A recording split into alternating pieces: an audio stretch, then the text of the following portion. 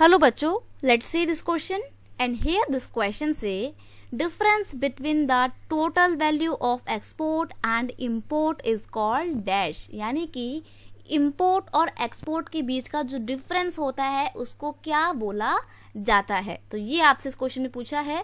Option आपको दिए हुए हैं balance of payment, balance of trade, surplus budget या फिर डेफिसिट बैलेंस। तो यहाँ पे आपका सही आंसर क्या है?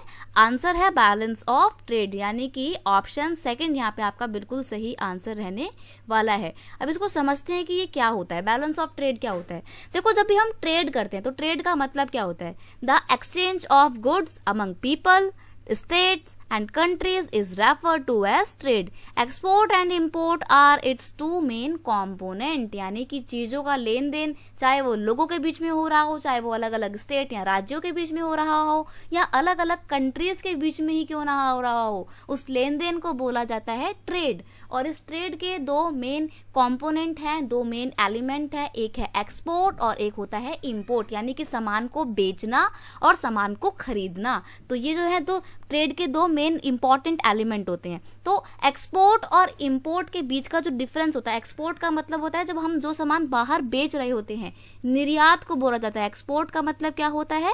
निर्यात करना, यानी कि अपने देश के सामान को बाहर बेचना। और इंपोर्ट का मतलब क्या होता है?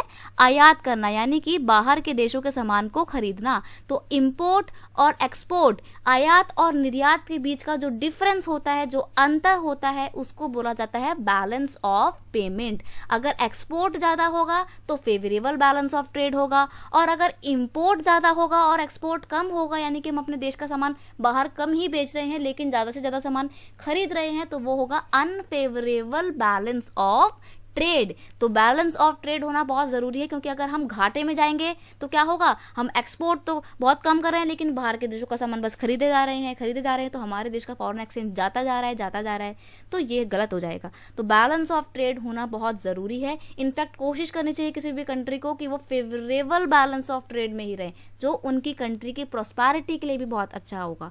तो बैलेंस ऑफ ट्रेड क्या है? इंपोर्ट और एक्सपोर्ट के बीच का अंतर। ऑप्शन सेकंड आपका यहाँ पे बिल्कुल सही आंसर हो जाएगा। I hope you understand it well. Best of luck.